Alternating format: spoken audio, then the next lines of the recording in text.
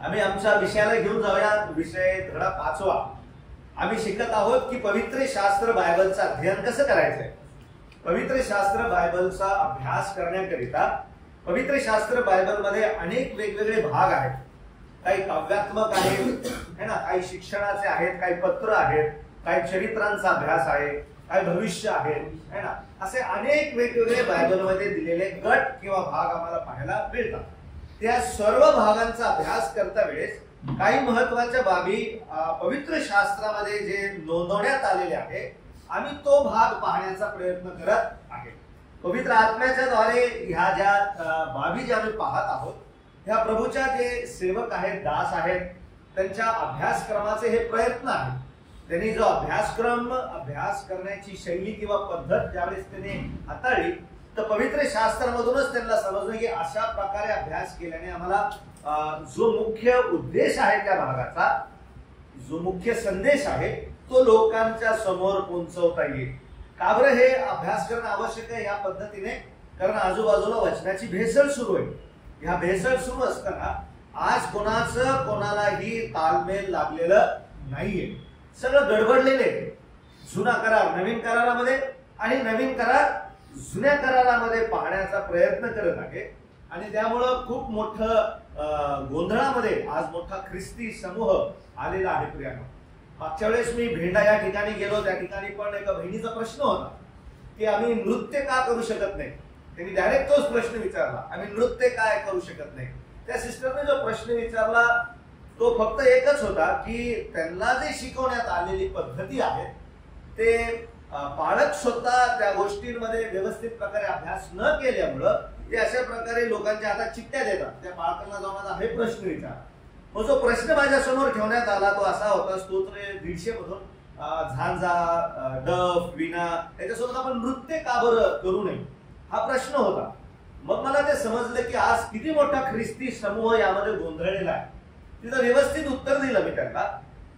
सोप्या पद्धती म्हणजे शास्त्राला आधार घेऊन एक महत्वाचा प्रश्न तिच्या समोर ठेवला. जे भाग तुम्ही सांगत आहात तो जुन्या कराराचा भाग आहे आणि जुन्या करारामध्ये मंडळी ही कशा प्रकारे एक रहस्यमय आहे. म्हणून जुन्या कराराच्या संदेशांना, जुन्या कराराच्या लोकांना मंडळीचे पॅटर्न देण्यात आलेले नाहीये. हे समजणं आवश्यक आहे. तिला हे समजून सांगितलेलं आहे की जितके काही जुन्या कराराचे संदेश झाले, जे आम्ही आता पाहणार आहोत, त्या सर्व संदेशांनी जी काही भविष्यवाणी केलेली आहे ती इस्रायलाच्या संदर्भात केलेली आहे. इस्रायल लोकांच्या 1000 वर्षाच्या संदर्भात केलेली आहे. तदनंतरचा काळ कसा असणार आहे, 7 वर्षाचा महासंकटाचा काळ कसा असणार आहे, 1000 वर्षाचा काळ कसा असणार आहे, नवी आकाश नवी पृथ्वी कसे असणार आहे, या संदर्भामध्ये त्यांनी पुष्कळ म्हणजे सर्वच भविष्यवाणी केलेले आहे. परंतु मंडळीच्या संदर्भामध्ये तुम्हाला जे पॅटर्न आहेत, नक्कीच प्रिन्सिपल्स घ्यायचे जुन्या करारातून, जे संदेश त्यांनी दिलेले आहेत, परंतु एक्झॅक्ट पॅटर्न जुन्या कराराच्या संदेशांना मंडळीच्या संदर्भामध्ये देण्यात आलेला नाहीये. म्हणून आम्ही बायबलमध्ये शिकतो कशा प्रकारे तुम्ही इफिस्कराच्या पत्रामध्ये ज्यावेळेस आम्ही अभ्यास करतो, आम्हाला पाहायला मिळतं की ह्या सगळ्या गोष्टी जुन्या करारातील लोकांपासून काय करण्यात आल्या होत्या, काय करून आल्या होत्या, रहस्य म्हणून ठेवण्यात आल्या होत्या, लपवण्यात आल्या होत्या. नंतर ते गोंधळले असते त्यांच्या आराधनेत. मग त्या सिस्टरने असं उत्तर दिलं, जुन्या कराराची जी पद्धत आहे ती इस्रायलासाठी राखून ठेवलेली आहे. नवीन करार, प्रभू म्हणाला मी आपल्या रक्ताच्या द्वारे नवीन करार करतो. नवीन कराराच्या आराधनेचा पॅटर्न, मंडळीचा पॅटर्न हा नवीन करारामध्ये तुम्हाला पाहावयास मिळेल. मग त्या थोड्या डचकल्या. मग ते म्हणले असे कसे? मी म्हणलं बरं ठीक आहे, तुम्हाला ही पद्धत करायची, तुम्ही ही पद्धत करा. पण जर तुम्ही इस्रायल लोकांच्या पद्धतीप्रमाणे आराधना, इस्रायल लोकांच्या पद्धतीप्रमाणे जर उपासना, इतर गोष्टी करत असाल तर तुम्हाला महासंकटाच्या काळामध्ये खाली थांबायला. असे कसे? म्हणजे कारण तुम्ही तो पॅटर्न इस्तेमाल केलेला, तो त्या लोकांसाठी राखून ठेवलेला आहे. नवीन कराराच्या लोकांकरिता जो दिलेला आहे त्याच्याकडे तुमचं लक्ष नाही. आणि म्हणून आज सैतानाने चुकीच्या शिक्षणाने अनेकांना कशा प्रकारे गोंधळात टाकलेला आहे. म्हणून हा अभ्यास करणं गरजेचं आहे की हा भाग कोणत्या भागामध्ये येतो. तुम्ही बघा, हात लावून बघा, तुम्हाला कळेल की जुन्या कराराचे सर्व संदेश त्यांना मंडळी रहस्य होती. त्यांना मंडळी समजली नाही याचा अर्थ त्यांना समजवण्यात आली नाही. मंडळी त्यांना इस्रायल इस्रायलच्या सगळ्या गोष्टी जे आहेत ते समजवण्यात आले. मग मंडळीबद्दल काय म्हणाला, मी माझी मंडळी रचीन. भविष्यात्मक दृष्टिकोनाने उद्गारलेले हे शब्द आहे. आणि मग त्याच्यानंतर जो भाग आम्हाला पाहायला मिळतो, आपलं पॅटर्न कुठं पाहायला मिळालं आपल्याला.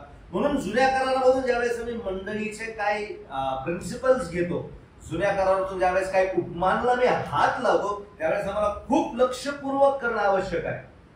अनेक वेळेस ऋतेच्या पुस्तकांमधून, अनेक वेळेस एदेन बागेमधून, अनेक वेळेस काही अशा बागेतून आम्ही मंडळीच्या पॅटर्नला घेण्याचा प्रयत्न करत असतो.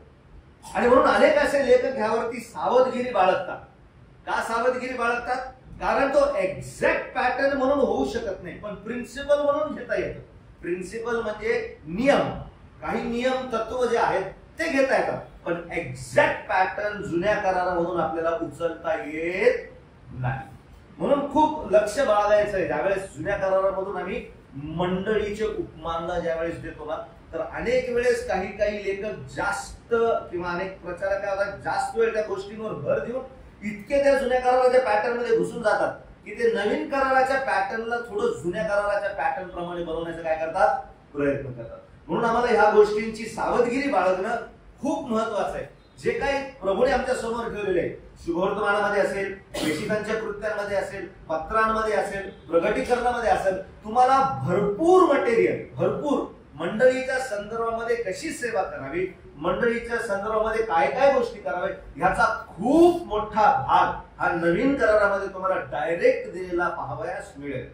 जर एखादं सिद्धांतिक गोष्ट असेल तर तुम्ही जुन्या करारामधून प्रभूने उत्पत्तीपासून हे तत्व कसं फॉलो करत आलेलं आहे, ते तत्व तुम्ही एक समर्थन देण्याकरिता तुमच्या सिद्धांताला त्याचा वापर तुम्हाला करता येतो. ठीक आहे, म्हणून आम्हाला हा अभ्यास करणं गरजेचं आहे. आता हा जो 5वा मुद्दा आहे, मला तुम्हाला समजला असावा असं मला वाटतं, आहे की नाही.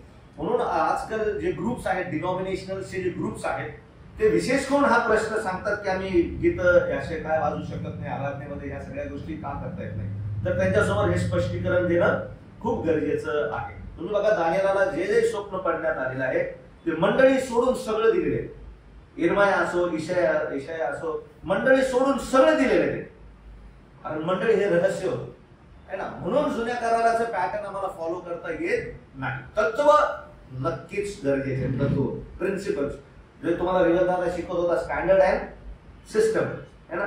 सिस्टम बदलले पण स्टँडर्ड जे तत्व आहेत, जे प्रभूचे नियम आहेत, नियमावली आहेत, त्याचे जे प्रिन्सिपल्स आहेत ते बदललेले नाही. उत्पत्ती 1 मध्ये जसा सेपरेशनचा सिद्धांत देवाने मांडलेला आहे, वेगळेपणाचा सिद्धांत मांडलेला आहे, तेच तत्व तुम्हाला नवीन कराराच्या पॅटर्न मध्ये पण पाहावयास मिळेल. ठीक आहे, चला आज आपला हा 5वा धडा आपण पूर्ण करायचा प्रयत्न करू. 5, 6, 7, 8 जितके जमले तितके लवकर करूया. ठीक आहे, आता हा जो भाग आहे हा काव्यात्मक आहे. म्हणजे पवित्र शास्त्र बायबलमध्ये काव्याचे पुस्तक दिलेले आहेत, आम्ही कविता म्हणतो. कोणते कोणते आहेत ते भरपूर आहे की नाही. डिस्कवरिंग बायबल पोएट्री, स्तोत्र संहिता आहे, नीतिसूत्रे आहेत, असे अनेक काय आहेत आम्हाला. बघा, जुन्या करारामध्ये 1/3 भाग कशामध्ये येतो, काव्याच्या स्वरूपामध्ये. म्हणजे चांगलाच मोठा भाग आहे, कमी म्हणता येते, चांगलाच मोठा भाग आहे. ठीक आहे, म्हणून 1/3 भाग हा काव्यात्मक स्वरूपामध्ये. दुसरं, जुन्या करारामध्ये मिरेमाचे स्तोत्र, विजयाचे स्तोत्र त्याला म्हणतात. ऐतिहासिक पुस्तकामध्ये दबोराचे स्तोत्र आहे, हन्नाचे स्तोत्र आहे, योनाचं आहे, हिजकियाचे आहे. असे अनेक तुम्हाला जुन्या करारामध्ये पोएट्रीज किंवा काव्यात्मक रचना केलेली पाहावयास मिळते. आता आम्ही हा पण अभ्यास करणार आहे, का बरं जुन्या करारामध्ये किंवा पवित्र शास्त्रामध्ये, नवीन करारामध्ये पण काय अध्याय आहे बरं का, काव्याची का बरं गरज पडलेली आहे. आता ज्यावेळेस आम्ही नवीन करार हाताळतो, नवीन करारामध्ये विशेष काव्यात्मक पुस्तक आहे का, विशेष काव्यात्मक 100% ज्याला आपण म्हणतो की ते जसं स्तोत्र संहिता आहे, जसे नीतिसूत्रे, तर असं 100% काव्यात्मक पुस्तक नवीन करारामध्ये आहे का, ज्याच्यामध्ये पूर्ण पहिल्या वचनापासून शेवटल्या वचनापर्यंत कविता दिलेली आहे. असं तुम्हाला नवीन करारामध्ये आढळणार नाही. परंतु नवीन कराराच्या शुभवर्तमानामध्ये असेल, पत्रांमध्ये असेल, पत्रांमध्ये काही अंशी जुन्या कराराचे काय घेतलेले आहेत, ते वचन घेऊन पोएट्री दिलेली आहे, काव्य दिलेले आहे, प्रगटीकरण असेल इतर असेल. म्हणून 100% नवीन करारामध्ये तुम्हाला काव्यात्मक बाबी पाहायला मिळणार नाही. परंतु काही काही स्तोत्र तुम्हाला, जसे जखर्याचे स्तोत्र असेल, मरियाचे स्तोत्र असेल, हे तुम्हाला नवीन करारामध्ये पाहायला मिळतात. का बरं? देवाने त्याचं वचन पवित्र आत्म्याच्या द्वारे काव्याच्या स्वरूपामध्ये दिलेलं आहे. ह्या गोष्टी आम्ही पाहून मग ज्या वेळेस तुम्ही काव्य हातात घेता, कविताचं पुस्तक म्हणजे बाहेरचं न्यायशास्त्रातलं कविता, ठीक आहे, ते ज्यावेळेस तुम्ही हातात घेता त्यावेळेस मग त्याचा अभ्यास कसा करायचा ते आम्ही याच्यामधून शिकणार आहोत. मग हे थोडस पार्श्वभूमी तुम्हाला देत आहे. जुन्या करारामध्ये कवितेचं पुस्तक बघा, योग आहे, स्तोत्र आहे, नीतिसूत्र आहे, गीतरत्न आहे, विलाप गीत आहेत आणि अजून पण आहेत पुस्तकं ज्याच्यामध्ये काही काही ठिकाणी मध्ये मध्ये तुम्हाला विशेष करून काव्यात्मक भाग पाहावयास मिळेल. पण प्रामुख्याने हे जे पुस्तक आहेत, 5 पुस्तकं, जुन्या करारामध्ये मोठा भाग तुम्हाला यामध्ये पाहावयास मिळेल. योग, स्तोत्र, नीतिसूत्रे, गीतरत्न, विलाप गीत आहे, उपदेशक आहेत, है ना, अनेक असे पुस्तक आहेत. परंतु मोठा भाग ह्या ठिकाणी तुम्हाला पाहावयास मिळेल. ठीक आहे. त्याच्यानंतर जुन्या करारामध्ये भविष्य सूचक पुस्तके है ना, कोणते कोणते आहेत? काव्य शैलीमध्ये यशया आहे, इर्मया आहे आणि काही छोटे संदेश त्यांचा पण त्याच्यामध्ये काय होतो? समावेश होतो. ठीक आहे. म्हणजे पूर्ण 100% यशयामध्ये काव्य नाहीये, परंतु काही काही भागांमध्ये ज्यावेळेस तो प्रभू येशू ख्रिस्ताच्या येण्याच्या संदर्भामध्ये, 1000 वर्षाच्या राज्याच्या संदर्भामध्ये आहे की नाही, मग त्या वेळेस त्यांनी त्याचा वापर केलेला आहे. का बरं काव्य? कारण काव्य लक्षात राहतं. काव्य काय होतं? लक्षात राहतं. म्हणून जुने कराराचे लोक जे रायमिंग्स असतात है ना, ज्याला आम्ही म्हणतो ते यमक जुळणं असेल है की नाही, किंवा सूर जुळणे असतील, हे सगळं लक्षात असल्यामुळे आज पण इस्रायल लोक ज्या ज्या वेळेस कुठं जातात, प्रवासामध्ये जातात, स्तोत्र 91 वाचतात. तोंडपाठ आहे, त्यांना वाचायची गरज नाही. आपण पण ज्यावेळेस प्रवासाला निघालो तो काय वाचतो? स्तोत्र 91 है ना. तर अशा प्रकारे त्यांच्या संपूर्ण जीवनामध्ये काव्य त्यांना लक्षात राहावी आणि या काव्यामधून येणारा खर्च कसा आहे, देवाचं सुंदर योजना कशी आहे, ही लक्षात राहण्याकरिता देवाने काव्यात्मक भाग ह्या लोकांच्या जीवनामध्ये ठेवलेला आहे. कविता अजून काय करते? अनुभवांना ज्वलंत व काल्पनिक मार्गाने व्यक्त करण्याची संधी देते है ना.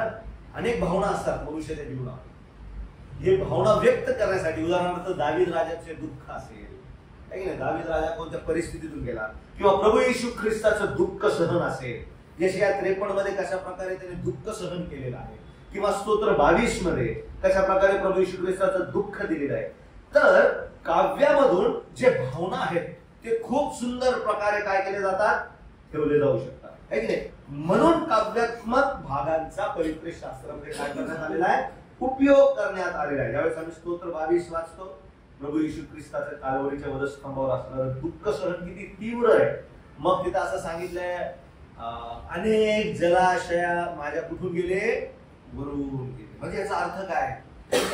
कशा प्रकारे रान गाढवांमध्ये आहे की नाही, कशा प्रकारे फाडणाऱ्या हिंस्र प्राण्यांच्या आजूभोवती किंवा त्यांच्यामध्ये मी त्या ठिकाणी होतो. तर अशा ज्या रूपकांचा कवितेच्या द्वारे वापर करण्यात आलेला आहे, ते फक्त हे दाखवण्यासाठी की किती भावनात्मक दुःख प्रभू येशू ख्रिस्ताचं त्या ठिकाणी होतं किंवा त्या व्यक्तीचं आहे, आम्हाला त्याच्यातून पाहायला मिळतो. पुढची गोष्ट, कवितेची शैली सिद्धांतिक नसून ती सिद्धांताला समर्थन देते. ठीक आहे. 100% तुम्ही कवितेला हातात धरून हे 100% सिद्धांत आहे हे तुम्हाला म्हणता येणार नाही, कारण त्याला पण काहीतरी अटी आहेत. परंतु ते पवित्र शास्त्रामध्ये असणाऱ्या सिद्धांतांचे काय करते? सपोर्ट करते, समर्थन करते. उदाहरणार्थ मी तुम्हाला सांगतो, ज्यावेळेस तुम्ही एखादा सिद्धांतिक भाग काव्याच्या ह्याच्यामध्ये पाहता, तो ज्यावेळेस उचलण्यात आलेला आहे प्रभूच्या संदर्भामध्ये, त्यावेळेस त्याला जुन्या आणि नवीन करारामध्ये काव्यात्मक न घेता कशा प्रकारे चांगलं समर्थन देऊन समोर आणलेलं आहे. मग ह्यामध्ये का बरं त्याचा वापर केलेला आहे? ते केवळ भावना आणि इतर गोष्टी समोर ठेवण्याकरिता. म्हणून 100% तो सिद्धांतिक नसून सिद्धांतांचे काय करते? ते सपोर्ट करतं, सिद्धांतांना काय करत असतो, सपोर्ट करत असतो. जर तुम्ही एक्झॅक्ट जर उचललं तर गडबड होऊन जाईल, कारण त्याची शैली थोडीशी वेगळी आहे. ज्यावेळेस तुम्ही स्तोत्रांमधून ख्रिस्ताच्या संदर्भामध्ये जर काही गोष्टी घेतल्या तर तुम्हाला एक्झॅक्ट घेता वेळेस, म्हणजे लाईन टू लाईन ज्यावेळेस तुम्ही घेता, शब्द ना शब्द ज्यावेळेस तुम्ही घेता, तर मग सिद्धांत रचनेसाठी तुम्हाला अडचण येऊ शकते. म्हणून तो जो भाग आहे त्याचा अर्थ समोर ठेवून तो भाग कशा प्रकारे सिद्धांताला समर्थन करत आहे तो वापर केला जाऊ शकतो. बघा, हे खूप महत्वाचे शिक्षण आहे बरं का. अनेक वेळेस आम्ही आराधनेमध्ये पण जुन्या कराराच्या काही गोष्टी आहेत है ना. आराधनेमध्ये ज्यावेळेस स्तोत्राचं वाचन करतो त्यावेळेस स्तोत्रामधून प्रभूला आराधना देण्याकरिता आम्ही काही गोष्टी मांडतो, त्यावेळेस आम्हाला लक्ष देणं गरजेचे आहे या सर्व बाबींमध्ये. ठीक आहे. कवितेचे शब्द सौंदर्य व अर्थ वाढवण्यासाठी यमक किंवा स्वर काय केलेले आहेत, तालांचा वापर करण्यात आलेला आहे. म्हणून स्तोत्रांच्या वरती दिलेले ह्या सुरावर, ह्या चालीवर दाविदाने गायलेलं स्तोत्र हालेल है ना, ह्या चालीवर वेगवेगळ्या चाली तुम्हाला पाहायला भेटतात. आता आपली जी चाल आहे, आता आपल्याकडे कॅसिओ आहे है ना, आता आपण समजू एक गाणं गायलं स्तोत्रावर आधारित, तर आपली चाल जी आहे ती येते पॉप आणि रॉक याच्यामध्ये येते. परंतु ते पॉप आणि रॉक नाही करत कोण, इस्रायलचं जे गीत आहे ते रॉक आणि पॉप मध्ये नाहीये किंवा बँगविंग मध्ये नाहीये, साल्सा मध्ये नाहीये. तुम्हाला त्यांची शैली वेगळी पाहायला मिळते. आणि म्हणून जे आजकाल जे तरुण गाणे गातात ना, त्यांना पण समजणं गरजेचं आहे की मी जे गीत गात आहे त्या कोणत्या चालीवर आधारित आहे. ठीक आहे. कारण हे जे रिदम्स आणि बीट्स जे आहेत ते रिदम आणि बीट अनेक वेळेस त्याचा जो मागोवा आहे तो थोडासा वेगळा आहे. म्हणून जास्तीत जास्त मंडळांमध्ये ज्यावेळेस वाजवलं जातं त्यावेळेस रिदम काय केलं जातं, सायलेंट केलं जातं. तुम्ही तरुणांनी त्याचा अभ्यास करणं गरजेचं आहे की ह्या रिदमचा उगम कुठून झालेला आहे, साल्साचा उगम कुठून झालेला आहे, पॉपचा उगम कुठून झाला, रेगेचा उगम कुठून झालेला आहे. आता ज्यावेळेस मंडळीमध्ये रेगे म्युझिक वाजते रेगे, तर तेच रेगे म्युझिक तुम्हाला बिअर बार पार्टीमध्ये किंवा त्या ठिकाणी वाचताना तुम्हाला पाहावयास मिळेल. तर म्हणून हे जे गाणे ज्यावेळेस आम्ही निवडतो किंवा गातो तर त्यावेळेस रिदम कोणतं आहे ते पाहणं गरजेचं आहे. जुन्या करारामध्ये स्तोत्रांमध्ये रचलेले सर्व गाणे जे आहेत किंवा जी चाल आहे ते या सगळ्या गोष्टींपासून कशी वेगळी आहे. ठीक आहे. मग त्याचा एक वेगळा अभ्यास तुम्हाला करणं आवश्यक आहे, जे विशेष करून गीतांमध्ये आहेत त्यांनी. कारण आम्ही पण या सगळ्या गोष्टी पाहिल्यानंतर आम्हाला समजलं की हे किती कठीण आहे. ठीक आहे. पुढं इब्रू कवितेचे मुख्य वैशिष्ट्य म्हणजे आता जुन्या कराराचा जो भाग आहे तो इब्रू भाषेमध्ये दिलेला आहे. हे असं तुम्हाला समजून सांगतो, तुम्हाला फक्त तुम्ही वाचू शकता. 7 प्रकारचे वेगवेगळे प्रकार आहे. आता हे सगळे 7 नाही पाहणार है ना. आता इथं सांगितलेले बघा, इब्रू कवितेचे मुख्य वैशिष्ट्य पॅरलेलिझम म्हणजे समांतरामध्ये पहिली ओळी, दुसरी ओळी, तिसरी ओळी, चौथी ओळी याचा फरक काय. अनेक वेळेस पहिली ओळी पुन्हा कुठं रिपीट केली जाते, तिसऱ्या ओळीत रिपीट केली जाते, दुसरी ओळी परत चौथ्या ओळीमध्ये काय केली जाते, रिपीट केली जाते. तर ही इब्रू काव्यांचं काय आहे माहितीये का, ती शैली, ती स्टाईल आहे त्या प्रकारची. तर आम्ही ते शिकणार आहोत, ते पाहणार आहोत की का बरं रिपीट रिपीट रिपीट दिलेले. आणि आम्ही काय करतो माहितीये का, ती रिपीट लाईन असल्यामुळे ती लाईन वाचतच नाही, पण बायबलमध्ये त्याचा अर्थ दिलेला आहे. तर असे 7 प्रकार आहेत, पण आम्ही 3च शिकणार. 3 महत्वाचे आहे की नाही. समजत आहे काय म्हणत आहे, समजत आहे. पुन्हा एकदा सांग, लक्ष आहे. काव्यामध्ये लाईनी आहेत ना, 1 2 3 4. कवितेमध्ये तशी काय असतात, लाईनी असतात. कधी पहिली लाईन तिसऱ्या लाईन मध्ये काय होती, पुन्हा रिपीट होती. त्याला रिपीट पॅरलेलिझम म्हणतात. म्हणजे समांतर पुन्हा काय केलेली, रिपीट केली.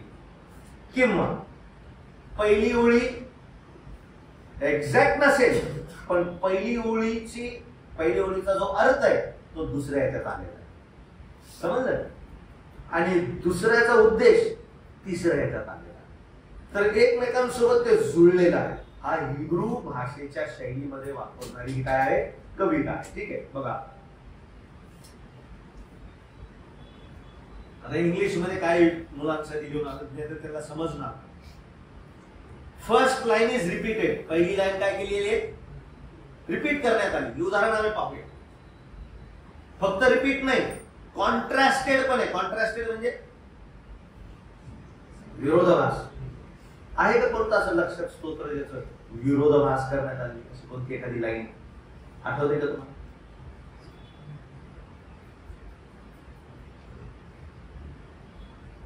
बघूया तुम्हाला आता मी शिकवणार आहे तुम्हाला. बघूया. पहिली समजली की रिपीट होते आहे ना, काय काय लाईन काय होतं रिपीट. पण कॉन्ट्रास्टेड म्हणजे विरोध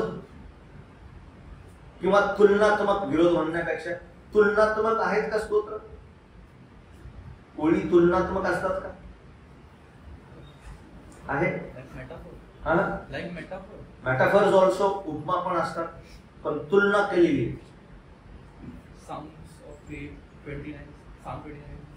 काय voice of God is referred with many sounds. अच्छा, आता उदाहरणार्थ सांगतो. नीतिमान आणि अनीतिमान आहे की नाही. धार्मिकाचे घर टिकून राहील, अधर्माचे घर बुडून जाईल. काय केलंय? समजा तुलना केली. कोणती तुलना केली आहे? धार्मिकाचं घर आणि अधर्मी माणसाचं. तर असं तुलना जास्तीत जास्त करून नीतिसूत्रामध्ये दिली आहे. नीतिसूत्र तुम्ही कुठं पण हात घालून बघा, तुम्हाला कळेल. बघा बरं, एक उदाहरण पाहूया. नीतिसूत्र याचा अध्याय 14 बघा, मला 14 असेल. ठीक आहे, नीतिसूत्रे याचा अध्याय 14.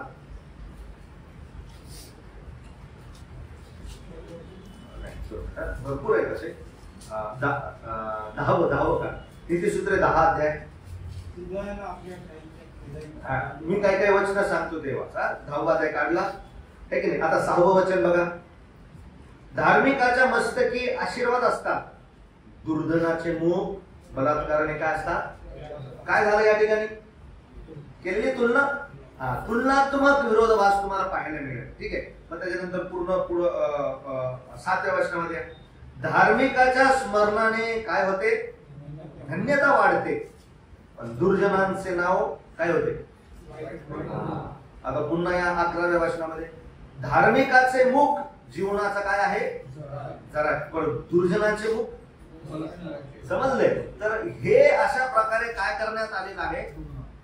कॉन्ट्रास्टिंग करण्यात, तुलनात्मक विरोधाभास तुम्हाला पाहिजे. हे असं तर हे असं. हे का बरं अशा प्रकारे दिलेले आहेत? जेणेकरून लोकांना समजेल, जर मी असं वागलो नाही तर माझा परिणाम कसा होईल, असा आहे की नाही. तर त्या काळातले जे लोक होते है ना, आता पण आपण बोलता बोलता बघ भाऊ, जर नीट राहिला तर असं राहशील, जर वाईट राहिला तर त्या बाजू आल्यासारखी तुझे काय होतील, हाल होतील, म्हणतो ना आपण असं. तर ह्या पद्धतीने अधिक परिणाम लोकांच्या जीवनामध्ये, आत्मिक जीवनावर होतो. तर म्हणून पोयम्स मध्ये किंवा काव्यामध्ये काय पाहतो आम्ही? एक तर रिपीट केलेलं आहे. ठीक आहे, पहिली ओळ, दुसरी ओळ, तिसरी ओळ कुठेतरी रिपीट केलेली आहे. कधी कधी असं लिहितात, हे माझ्या जीवा परमेश्वराचा धन्यवाद कर. पुन्हा 2, 3, 4 ओळी झाल्यानंतर पुन्हा त्याचा शेवट केला जातो, हे माझ्या जीवा परमेश्वराचा धन्यवाद कर. काय व्हायला लागली लाईन? रिपीट. का रिपीट व्हायला लागली? त्या रिपिटिशनने हे समजतं, वारंवार ओळी दिल्याने हे समजतं की या भागाचा अर्थ आहे की माझ्या जीवाने परमेश्वराचा काय दिलं पाहिजे? धन्यवाद देण्यात आला पाहिजे. दुसरी गोष्ट, आता जसं कॉन्ट्रास्टेड सांगितलं, कॉन्ट्रास्टेड म्हणजे विरोधाभास, तुलनात्मक म्हणून, तुलनात्मक अशा प्रकारे अभ्यास दिलेला आहे. और ऍडव्हान्स्ड बाय सक्सिडिंग लाईन और लाईन्स, किंवा अजून कशा प्रकारे पुढच्या ओळींमध्ये जास्तीत जास्त भर देऊन पहिल्या 2 ओळींचं समर्थन इतका श्रेष्ठ केलेलं आहे की समजतो, अरे बापरे, तर असं केलं नाही तर शेवटी काय होऊन जाईल. म्हणून दुर्जन वाऱ्याने उडून जाणाऱ्या बापरे भुसा, पहिले हळूहळू त्याला चटके देत आलेले आहे ना. पण दुर्जन तसे नाही है ना. मग नंतर डायरेक्ट कुठे विस्तव आणि अग्नी. मग काय व्हायला लागलंय? ऍडव्हान्स प्रकारे, कशा प्रकारे पहिल्या वाक्याला अधिक उचलून धरण्यासाठी तिसऱ्या लाईनीचा, 4थ्या लाईनीचा काय करण्यात आलेला आहे? वापर करण्यात आलेला आहे. उदाहरणार्थ, परमेश्वर माझा गड आहे. परमेश्वर माझा काय? गड. माझा गड म्हणजे का खरंच असतो गडासारखा आहे का? आहे की नाही. मग अजून त्या गडाला मजबूत करण्यासाठी खाली दिलेलं आहे, परमेश्वर माझा गड आणि माझा उंच बुरुंज आहे. मग काय केलंय? ऍडव्हान्स करून टाकलंय. काय करून दाखवलं? त्या देवाच्या गुणाला तिसऱ्या किंवा चौथी ओळीमध्ये अजून कसं केलंय? उंच. समजायला लागलं मी काय म्हणत आहे? तुम्ही जर अभ्यास करायला जाताल तर ते तुम्हाला व्यवस्थित समजणार नाही. हे खूप कॉम्प्लिकेटेड आहे बरं का. काव्यात्मक अभ्यास थोडा कसा आहे, कॉम्प्लिकेशन मध्ये आहे. आणि आम्ही जास्तीत जास्त करून काव्यात्मक अभ्यास करत नाही, बाकी सगळं करतो है ना. पण काव्य पाहताच आम्हाला वाटतं हे फक्त आराधनेसाठीच आहे. पण खरं सांगतो तुम्हाला, जर तुम्ही स्तोत्रांचा नीतिसूत्रांचा जर अभ्यास करा, हे पॅटर्न समोर ठेवून इतके सुंदर व्यावहारिक उदाहरणं प्रभू समोर दिलं आमच्या जीवनामध्ये. उदाहरणार्थ नीतिसूत्रेमध्ये हात, बोट आहे की नाही, जीभ, नाक, कान, घसा, पूर्ण व्यक्तिमत्व नीतिसूत्रामध्ये काय करण्यात आलेले, प्रगट करण्यात आलेले. व्यावहारिक सत्य नीतिसूत्रांमधून घेऊन शिकवले जाऊ शकतात. आणि विशेष करून जे शिकलेले माणसं आहेत, ज्ञानवंत माणसं आहेत, त्या लोकांना नीतिसूत्रांमधून सुवार्ता काय केली जाऊ शकते, सांगितली आणि शिकवली जाऊ शकते. ठीक आहे, चला पुढे जाऊया. हे बघा, तेच तुम्हाला म्हणलं रिपीटेड. पहिली ओळी काय केली जाते, रिपीट केली जाते. स्तोत्र 34 एका नीती पहिल्या ओळीची पुनरावृत्ती केली जाते, है की नाही. बघा, दिसते पहिली ओळी, परमेश्वराचा धन्यवाद मी सर्वदा करीन, माझ्या मुखात त्याचे सबंध सदाच असेल. तुम्ही माझ्या बरोबर परमेश्वराची थोरवी गा, आपण सर्व मिळून त्याच्या नावाची महती वर्णू या. आता ज्यावेळेस आम्ही रिपीटेड म्हणतो, पुनरावृत्ती है ना, तर अनेक वेळेस कदाचित लाईन रिपीट केली जाईल किंवा कदाचित अर्थ रिपीट केला जाईल. समजलं काय म्हणत आहे? जरी हुबेहूब परमेश्वराचा धन्यवाद पुन्हा जर दुसऱ्या लाईनीमध्ये जर आला नाही, पण त्याचा अर्थ समजल. अरे परमेश्वराचा धन्यवाद करायचा म्हणजे काय? बघा, परमेश्वराची काय करणं गरजेची आहे, थोरवी, है की नाही. म्हणजे जरी एक्झॅक्ट सेंटेन्स आलं नाही, एक्झॅक्ट ओळ आली नाही, परंतु तरी देखील त्या ओळीचा अर्थ खालच्या ह्याच्यामध्ये उत्तम ह्याच्याने रिपीट केला जाऊ शकतो. समजत आहे? समजायला लागलं? म्हणून उदाहरण दिले. पहिल्या ओळीचे आवश्यक अर्थ दोन्ही उदाहरणांच्या दुसऱ्या ओळीत पुन्हा लिहिण्यात आला आहे. ठीक आहे. वचन 1 मध्ये वैयक्तिक स्तुतीची कल्पना आणि वचन 3 मध्ये स्तुतीसाठी आमंत्रणाची कल्पना दिली आहे. मग काय कल्पना दिली? आपण सर्व मिळून त्याच्या नावाची काय वर्णूया, महती वर्णूया, आहे की नाही. हळूहळू हळू पहिल्या लाईनीला दुसरी आणि तिसरी ओळ काय करत आहे, उंच करत आहे, है ना, आमंत्रण देत आहे की नाही. तर अशा प्रकारे काव्यात्मक अभ्यास केला जाऊ शकतो. दुसरं आहे कॉन्ट्रास्टेड, तुलनात्मक. जसं आता मी तुम्हाला सांगितलं, ठीक आहे. नीतिसूत्रे 11 आणि 1 आणि 2 मध्ये आम्हाला पाहायला मिळतं, खोट्या तागडीचा परमेश्वराला काय आहे, आहे ना. आता बॅलन्स इम्बॅलन्स असतो ना, है ना, पण खरे वजन त्याला कसे आहे, प्रिय. मग त्याच्यामध्ये गॉडली नीतिमान कोण आहे, अनितिमान कसे आहेत, असे केलेले आहे ना. गर्व झाला की अप्रतिष्ठा आलीच, पण नम्र जनांच्या ठाई काय असते, ज्ञान असते. आता दोन गोष्टींची तुलना केलेली. कोणती कोणती बरं? त्या खालच्या ओळीमध्ये दुसऱ्या ओळीमध्ये. कोण सांगेल? तरुणांनी नाही सांगायचं, कोणीतरी दुसरं बघूया. कोणती तुलना केलेली आहे दुसऱ्या ओळीमध्ये?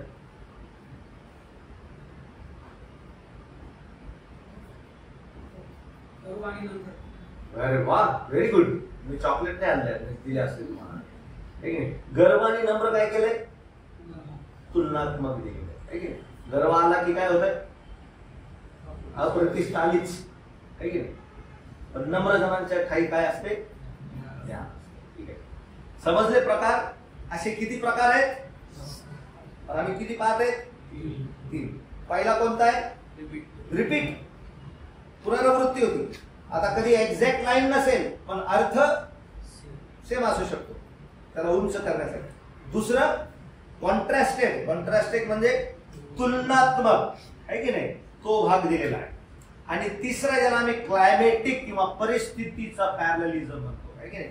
परिस्थितीच्या द्वारे climactic parallelism. The second line is partly same as the first. आणि दुसरी ओळ पहिली ओळीसारखी असू शकते, आहे की नाही. But adds a thought to complete it. परंतु एक विचार देते त्या पहिल्या लाईनीला कंप्लीट करण्यासाठी. वाचा कोणीतरी स्तोत्र 29:1 आणि 2. इथंच दिलेले. अहो दिव्य दूता हो, परमेश्वराला काय द्या? श्रेय द्या. परमेश्वराला गौरव व सामर्थ्य ह्याचे काय द्या? श्रेय द्या. बघा काय रिपीट झालेली आहे? श्रेय द्या, श्रेय द्या. आता खाली परमेश्वराला त्याच्या वैभवावी नावाचे काय द्या? श्रेय द्या. झाले का नाही? रिपीट झाले का नाही? आहे की नाही? The second line is partly, not everything. Partly म्हणजे काही भाग काय करण्यात आलेला आहे, काही शब्द काय करण्यात आलेले आहेत, रिपीट टाकण्यात आलेले. श्रेय द्या, श्रेय द्या, श्रेय द्या. आहे की नाही? परंतु चौथ्या ओळीस तो ही मालिकेस श्रेष्ठत्व देतो, ती म्हणजे परमेश्वराची आराधना करणे. मग काय म्हणतो तो? पावित्र्याने युक्त होऊन परमेश्वराची काय करा? आता इथं लाईन नव्हती म्हणून मी 2 ओळीमध्ये ती काय केले? संपवले. नाहीतर हे किती लाईनी आहेत? ही एक लाईन, ठीक आहे, ही दुसरी लाईन, ही तिसरी लाईन आणि कितवी लाईन? म्हणून तिथं मध्ये कोलन, सेमीकोलन आणि कॉमा दिलेला आहे. याचा मग तेवढा भाग पूर्ण नसला. ठीक आहे. तर अशा प्रकारे ज्याला आम्ही क्लायमेटिक किंवा परिस्थितीनुसार असलेलं समांतर आहे ना, अशा प्रकारे त्याचा अभ्यास करू शकतो. बरं, ह्याच्यातून काय प्रभू आम्हाला शिकवतो? ह्याच्यातून प्रभू आम्हाला शिकवतो समांतराचे इतरही विशिष्ट प्रकार आहेत, परंतु ह्या क्षणी फक्त समांतर समजून घेतल्यास आपला अभ्यास अधिक वृद्धिंगत होईल. नवीन करारामध्ये जखर्याचे स्तोत्र, मरियेचे स्तोत्र, दिव्यदूतांचे स्तोत्र किंवा देवदूतांचे स्तोत्र, त्याला स्तुतीचे स्तोत्र, शिमोनाचे स्तोत्र, हे सगळे स्तुतीचे स्तोत्र आहेत. पावलाच्या पत्रामध्ये कवितेचे काही उदाहरणं आहेत, जसे की रोम 8:31 आणि 39, देवाची सार्वकालिक प्रीती, पहिले कोरिंथीयांस पत्र 13 प्रीतीचे वेगवेगळे दान, त्यानंतर तिमोथेला पत्र 3 16 धार्मिकतेचे रहस्य, असे काही काही भाग नवीन करारामध्ये पण आलेले पाहायला मिळतात. ठीक आहे. अशा प्रकारे त्याचा अभ्यास करता येतो. अनेक वेळेस आम्ही काय करतो, मी तुम्हाला सांगतो कुठं गडबड होते. आम्ही फक्त पहिल्या लाईनीचा अभ्यास करतो आणि दुसऱ्या लाईनीला गृहीत धरत नाही अभ्यासाच्या वेळेस. परंतु आम्हाला हे असं शिकवतं की हे दुसरी, तिसरी, चौथी लाईन कशासोबत कनेक्ट आहे? पहिल्या लाईन सोबत कनेक्ट आहे. पण आम्ही अनेक वेळेस पहिलीच लाईन घेतो आणि बाकीच्या लाईनीकडे काय देत नाही, लक्ष देत. आणि मग त्या पहिल्या लाईनीवरच आपला काय तयार होतो? संदेश तयार होतो. आणि मग आम्ही काय करायचा प्रयत्न करतो? त्या पहिल्या लाईनीला समोर घेऊन इतर सगळ्या गोष्टी त्याच्यामध्ये समाविष्ट करायचा काय करत असतो? प्रयत्न करत असतो. पण अनेक वेळेस विसरतो की देवाने स्वतः त्याचा पूर्ण अर्थ कुठे दिलेला आहे? त्याच वचनामध्ये, त्याच भागामध्ये पुरवलेला आहे. ठीक आहे, चला पुढे जाऊ. बरं, किती प्रश्न आहेत? म्हणून पुन्हा एकदा तुमच्यासाठी घेऊन आले 7 प्रश्न. या 7 प्रश्न सगळीकडे अप्लाय होता है ना. कोणता पण भाग घ्या. मागच्या वेळेस शिकवलं होतं, 4था धडा होता ना. कोणता भाग पाहिला होता आपण? लूक कितवा अध्याय? 5वा अध्याय. आणि त्या भागातून काय पाहिलं होतं? मुख्य सत्य काय आहे, समर्थन करणारं सत्य काय आहे, संदर्भ काय आहे, ख्रिस्ताबद्दल काय शिकवण्यात आलेले आहे ना, रेफरन्स काय देण्यात आले, असे 7 वेगवेगळे काय होते. आणि जास्त वेळ मला वाटतं पूर्ण एक दुपारपर्यंत सत्र फक्त कशावर घेतलं होतं? एक, कारण तो बेस होता, पाया होता 7 प्रश्नांचा. आणि आम्हाला समजलं की या संपूर्ण पॅसेजचा अर्थ काय आहे? ख्रिस्त कोण आहे? मसीह. पेत्राचं जहाज नाही, पेत्राची जाळी नाही, पेत्राचे मासे नाही, तर काय होतं? मासे नाही तर मसीह. ठीक आहे, हा आम्ही पाहिला होता. मग आम्ही अनेक वेळेस त्याच्यामधून शिक्षणाच्या भागासाठी पेत्राची बोट घेतो, पेत्र ते सगळं सोडून आलं तर घेतो. परंतु प्रभूला जे सांगायचं आहे त्या संपूर्ण भागातून तो भाग काय होतो? सुटला जातो. ठीक आहे. आणि म्हणून ह्या 7 प्रश्नांच्या द्वारे आम्ही पुन्हा एकदा काव्याचा अभ्यास करायचा काय करूया? प्रयत्न करूया. समजले प्रश्न? What is the context? ठीक आहे. दुसरं, मुख्य कल्पना काय आहे? अनेक वेळेस मुख्य कल्पना आम्हाला समजतच नाही. या भागामध्ये मेन ट्रूथ काय आहे? मुख्य कल्पना म्हणजे मुख्य सत्य काय आहे या भागात? Every passage has a main truth. ठीक आहे. पण आता जगामध्ये वेगवेगळे प्रचारक आलेले आहेत, ते लगेच सक्सेसची चावी कुठे फिरवतात, आहे की नाही? आणि चुकीचा संदर्भ, प्रभू येशू ख्रिस्ताने त्या लाजरसाला मेलेल्यातून काय केलं, उठवलं. मग ते अशा प्रकारे शिकवतात की आज पण प्रभू लोकांना मेलेल्यातून उठवण्यास काय करतो, समर्थ आहे. मग जर आम्ही त्या विश्वासाने प्रार्थना केली तर प्रभू आज देखील मेलेल्यांना काय करल, उठवल. अशा अनेक बाबी कशा प्रकारे शिकवतात, कोणाला शिकवतात, आजूबाजूच्या लोकांना. ठीक आहे. तर म्हणून या 7 गोष्टी अभ्यास करणं गरजेचं आहे. ठीक आहे. पुन्हा एकदा चला या 7 गोष्टींना समोर ठेवून आम्ही पाहण्याचा प्रयत्न करूया. ठीक आहे. अजून काय याच्यामध्ये भाषा आणि अलंकार आहे. कवितामध्ये वेगवेगळी भाषा आहे आणि अलंकाराचा उपयोग केलेला आहे. जसं the Lord God is our rock, आहे की नाही? तर रॉक कसं आहे, बुरुज कसा आहे, खडक कसा आहे. तर मग त्याच्या हिशोबाने आम्हाला समजतं की परमेश्वराचं गुण स्वभाव भक्कम आहे, मजबूत आहे. तो खरंच खडकासारखा आहे का, खडक दिसतोय का? मग आपण पण मूर्ती पूजा केली असते, ठीक आहे. जर आपल्याला वाटलं असतं की देव खरोखर काय आहे, खडक आहे, तर मग आपण पण काय केलं असतं, एखादा कोणता तरी उचलून काय आणला असता, खडक आणला असता आणि त्याची काय केली असती, पूजा केली असती आणि त्याला प्रभू येशू ख्रिस्त नाव दिलं असतं. हा दगड कोणाचा आहे? कारण बायबलमध्ये सांगितलं ना, तू आमचा कोण आहे, खडक आहे. तर असे गोंधळात पाडणाऱ्या अनेक गोष्टी आहेत. आता हे आपण लहानपणापासून यामध्ये वाढलेलं आपल्याला नाही समजत. आता मी जे तुम्हाला प्रश्न विचारते, हे परप्रांतांकडून ज्यावेळेस ते म्हणतात की ते कशा प्रकारे दिलेले, खडक आहे ना, प्रभूला झाड म्हटलेलं आहे की नाही, प्रभूला कशा प्रकारे सूर्य, चंद्र, तारे असे वेगवेगळे उपमा दिलेले आहेत. म्हणून आम्ही त्यांची काय करतो, पूजा करतो, वंदन करतो. आता आपल्याला ते समजतं, पण त्यांना हे make them to understand this things are very difficult. जसं प्रभू येशू ख्रिस्ताला म्हटलं, तो यशायाच्या माराला काय फुटेल, वृंदाला काय फुटेल, तुम्हाला फुटेल, आहे की नाही? द स्टेम ऑफ जेसीस रॉड, यशाया 11 मध्ये. तर म्हणून मग सगळ्यांना वाटतं की जिथं पण असं झाड असलं आणि त्याच्यातून एक कोंब फुटायला लागलं तर तो कोण आहे, तो प्रभू येशू ख्रिस्त आहे. असं आहे बरं का. ते आपल्यामध्ये नाहीये, पण तुम्ही बुलढाणा आणि त्या प्रांताला जाऊन बघा. अशा प्रकारे ते देवाच्या वचनाचं काय करतात, प्रभूला झाडा झुडपातून, फुलातून, पत्त्यातून शोधायचं काय करतात, प्रयत्न करतात. आणि मग ते फूल घेऊन येतात, है ना.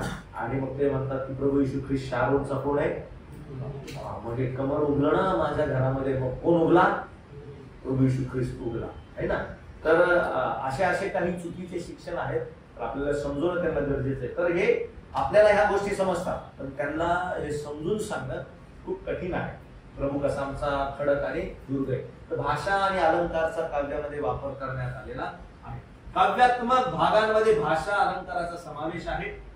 बरीच रूपके ज्यामध्ये एका शब्दाचा अर्थ साधारणपणे दुसऱ्या गोष्टीला पण लागू होतो. स्तोत्रकर्ता म्हणतो उदाहरणार्थ, परमेश्वर माझा दुर्ग आणि माझा काय आहे, गड. तर त्याला तसंच ऍज इट इज घ्यायचं आहे ना. प्रभूला त्याच्याद्वारे तो किती स्ट्रॉंग आहे हे शिकवायचं आहे.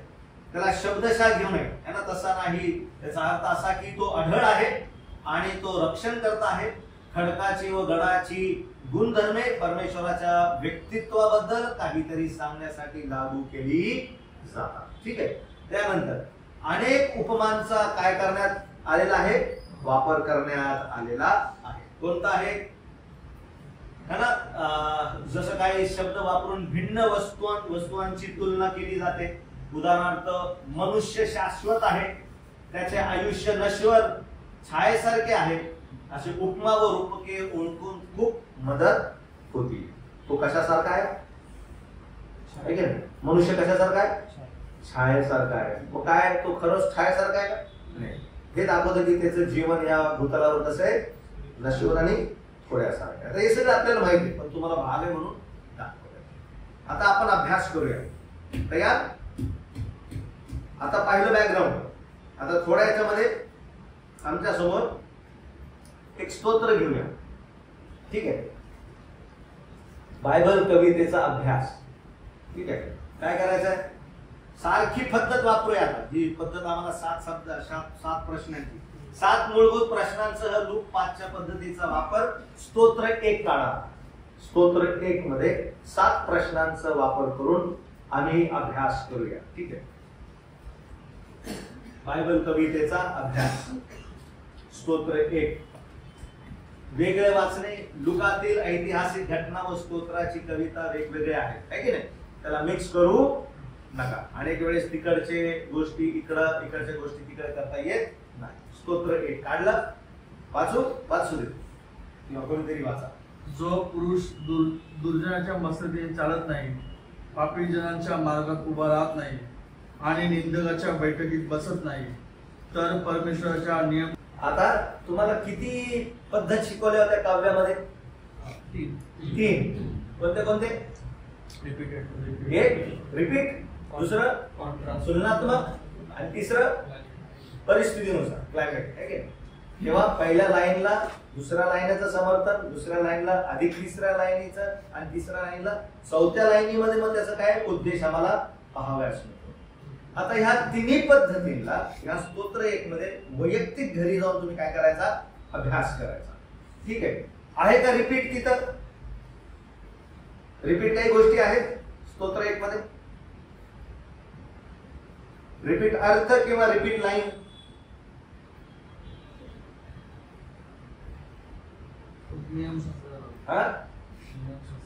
नियमशास्त्रात कुठं रिपीट आहे?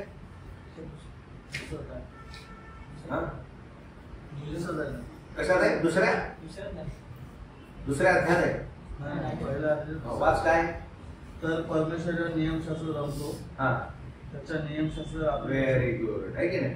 मग नियमशास्त्रात रमणं आणि नियमशास्त्रात मनन करणं, है ना? आता हे रिपीटेड वर्ड्स झाले. तर ते दुसरी जी लाईन आहे ती पहिल्या लाईनला समर्थन करते का? करते ना? हो, करते. म्हणजे फक्त नियमशास्त्रात रमून चालणार नाही, है ना? मी कधी त्याच्यामध्ये चालणार? ज्यावेळेस मी त्याच्यावरती काय करणार? मनन करणार. ठीक आहे.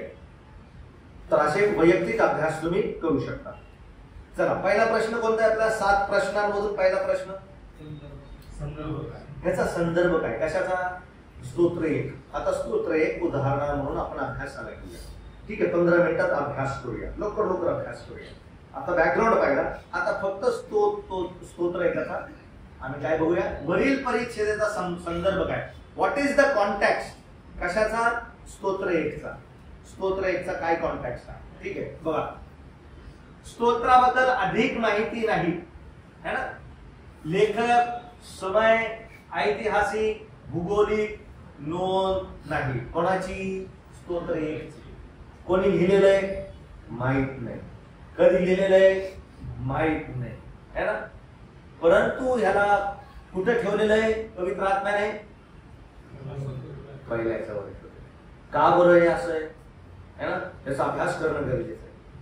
जर तुम्ही स्तोत्राचा अभ्यास कराल तर पूर्ण 150 स्तोत्र, उत्पत्ती, निर्गम, लेवी, गणना, अनुवाद या 5 पुस्तकांचा समावेश कुठं तुम्हाला पाहायला मिळेल? स्तोत्र 1 मध्ये. त्याचं खूप सुंदर विभागणीकरण दिलेली आहे ना? तुम्ही त्याचा अभ्यास करू शकता. पहिल्या स्तोत्रापर्यंत 41 स्तोत्रापर्यंत तुम्हाला उत्पत्तीचा भाग पाहायला मिळेल, आहे की नाही? मग त्याच्यानंतर 42 पासून जर तुम्ही पुढे 73 किंवा 72 मध्ये निर्गम पाहायला भेटेल तुम्हाला.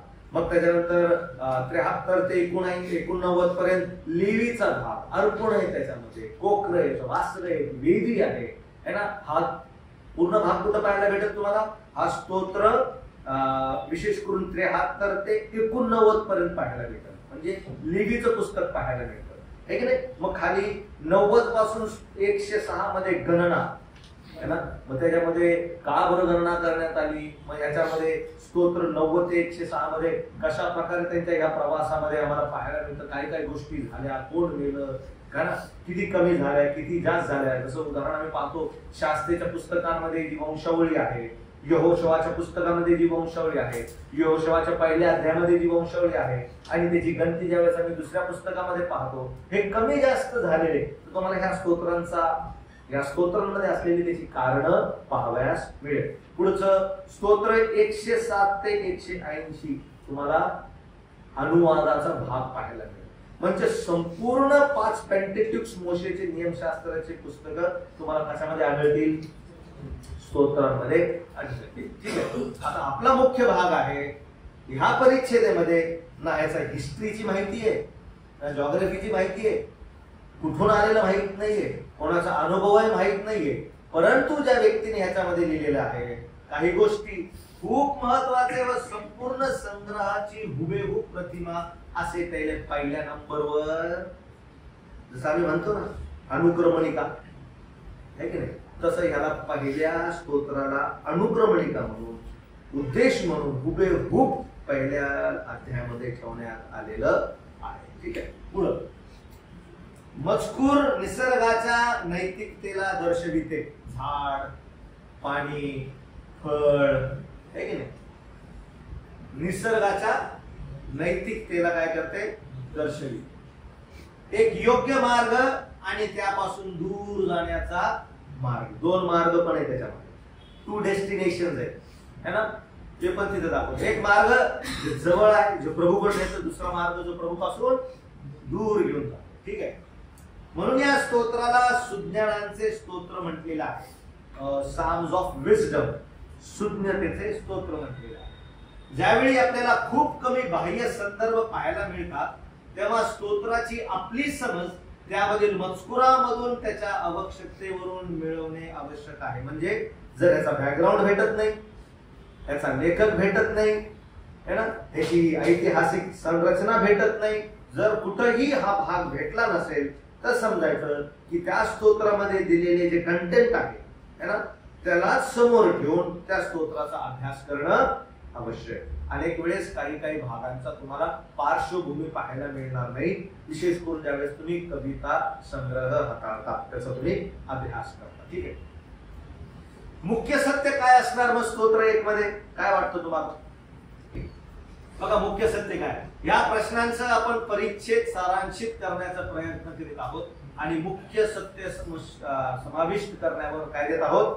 What is the main truth. ठीक आहे. हे पाहून आपण बंद करूया. चहा आलेला आहे. ठीक आहे. म्हणजे थोडं पाहून बंद करूया.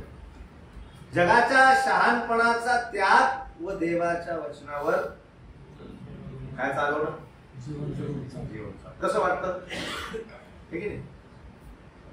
हे कधी भेटणार माहितीये का? असं ज्यावेळेस मी त्याच्यामध्ये काय घालव ना वेळ ते सांगेन की मला नाही झाड, फळ ते, पण ज्यावेळेस अधिक वेळ घालल मग प्रभू नक्की त्या गोष्टी मी सांगितल्या त्या चुकीच्या नाही, त्या पण आहेत, पण प्रभूला मला काय बोलायचंय त्या भागात प्रभू मला मुख्य सत्य देतो माहितीये का? बघा, जगाच्या शहाणपणाचा त्याग व देवाच्या वचनावर जीवन चालते. तो धन्य सुखी आहे, त्याची तुलना समृद्ध झाडासोबत केली आहे, दुसऱ्याची तुलना भुसाशी केली आहे. मुख्य सत्य, नीतिमान समृद्ध होतील तर दुष्टांचा काय होईल? नाही. आता जसं इथं आहे तसं आपण घेण्याचा काय केला? प्रयत्न केला. काय बदलला नाही आपण? अर्थ बदलला नाही. इथून जर मग मी घेतलं एखादा जर भाग घेतला नीतिमान आणि अनीतिमान है ना, पण आता काही लोक असे कितीदा ते शिकवायचे कितीदा कुछ तो नया, आता अशी पिढी आली आहे, कुछ तो नया पडा. मग ते नया पडाण्याच्या माझं काय म्हणतात माहितीये का? मुख्य भाग राहतो बाजूला आणि भलत्याच गोष्टी काय करू लागतात, त्यामधून शिकवायला लागतात. मग त्याला कुठंतरी ते गोंधळात पडतात आणि त्यांना त्याचं कन्क्लुजन भेटत नाही, म्हणजे समारोप करता येत नाही. म्हणून always stick to the main idea. मुख्य सत्याला सोबत ठेवूनच काय करा? अभ्यास करा. इथं पण मुख्य सत्य काय आहे? नीतिमान समृद्ध होतील तर अनीतिमान किंवा दुष्ट काय होतील? त्याचा नाश होईल. मग त्याला समोर ठेवून हे मुख्य सत्य दिलेलं आहे है ना. मग त्याच्यानंतर पुढचं ह्या मुख्य सत्याला समर्थन करणार सहाय्यक सत्य कोणतं आहे? एक मुख्य सत्य जसं आम्ही लूक 5 मध्ये पाहिलं मागच्या वेळेस आहे की नाही, हा मसीहा आहे, हे मुख्य सत्य होतं. मग या मसीहाला समर्थन करणारे गोष्टी कोणत्या कोणत्या होत्या? समर्थन म्हणजे सहाय्यक कोणत्या कोणत्या होत्या? Very good. कोणती घटना होती? कशा? हा बोल ना मग, बरोबर आहे. मासे भेटले है की नाही, अजून काय बोट भेटली है की नाही. प्रभू शिकवत होता, बोटीवर चढला, पेत्राला म्हणला बाजूला काय टाक, जाळं टाक. काय भेटलं त्याला, मोठे मासे. या सगळ्या ज्या गोष्टी आहेत तिथून सुरू झाल्यात का अगोदरच्या अध्यायापासून सुरू झाल्या? अगोदरच्या अध्यायापासून. पेत्राच्या सासूला बरं केलं आणि भूत त्या घरामध्ये आणली, त्या सर्वांना प्रभूने काय केलं, बरं करत गेलं. आणि तिथं पाहिलं भूत पण प्रभूला काय म्हणले, तू कोण आहेस, तू मसीह आहे ना. सभास्थानापासून तर इथपर्यंत पवित्र शास्त्र प्रभू येशू ख्रिस्ताला मसीहा दाखवायचा काय करत होता, प्रयत्न करत होता. आणि मग मुख्य सत्य काय, प्रभू येशू ख्रिस्ताला पेत्राने खरा मसीहा म्हणून काय केलं, स्वीकार केला. तिथं इथं पण असंच आहे. मुख्य सत्य आहे, नीतिमान काय होतील, समृद्ध होतील, पण अनितिमान काय होतील, नाश पावतील. मग आता ह्या स्टेटमेंटला बाकीच्या कोणत्या गोष्टी हेल्प करतील, मग ते पाहणं गरजेचं. स्तोत्रामध्ये खाली लिहिलं, समजलं. मुख्य सत्य काय, नीतिमान काय होतील, समृद्ध होतील, अनितिमान काय होतील, नाश पावतील. मग आता या लाईनीला हेल्प करणारे, समर्थन करणारे खाली काय पाहिजे, वाक्य. मग कोणतं आहे, नीतिमान समृद्ध होतील. मग घ्या बरं, कसं समृद्ध होईल. हा व्हेरी गुड अंकल. हा पण कसा समृद्ध होईल नीतिमान, चालत नाही, बसत नाही है की नाही. मग ह्या गोष्टी काय करायला लागले, सपोर्ट करा. कशाला सपोर्ट करायला लागले, कशाला सपोर्ट करत आहे, मेन ट्रूथला सपोर्ट करत आहे. मेन ट्रूथला काय करत आहे, सपोर्ट करत आहे. नाहीतर मग आपण काय करूया, अनेक वेळेस लक्ष बंद करतो, ह्या चहा बंद करतो. मग आपण अनेक वेळेस काय करू, फक्त एक भाग चालत नाही आणि त्याच्यावरच अभ्यास करायला पाहिजे है ना. का बरं आम्ही चाललं नाही पाहिजे, का बरं आम्ही चाललं पाहिजे. मग त्याच्यावरती 1 घंटाचा संदेश बनतो है ना, जो दुर्जनांच्या मसलतीने चाल. माझ आज बोला लोक खूप वाईट मसलत देते. आपल्या मंडळीतील अनेक जण कुठं चालत आहे, वाईट मसलतीवर चालत. मग काय होईल त्या वाईट मसलतीने, त्यांचा नाश होऊन जाईल. मग काय केलं त्यांनी, फक्त कशावर बोलायला लागलाय, आहे की नाही, चालण्यावर बोलायला लागलाय. पण तिथं मुख्य सत्य काय आहे, नीतिमान कसा होईल आणि अनितिमान कसा होईल है की नाही. पुन्हा संपूर्ण भाग घेऊन मला सपोर्टिंग सेंटेन्सेस, सपोर्टिंग भाग घेऊन है ना, या मुख्य सत्याला काय करायचंय, उचलून जायचं. मुख्य सत्याला काय करायचंय, उचलून जायचं. हे आम्ही मागच्या 5व्या अध्यायामध्ये पाहिलं. ठीक आहे, प्रभूची इच्छा असल्यास बाकीचा भाग आम्ही पुढच्या याच्यामध्ये पाहूया.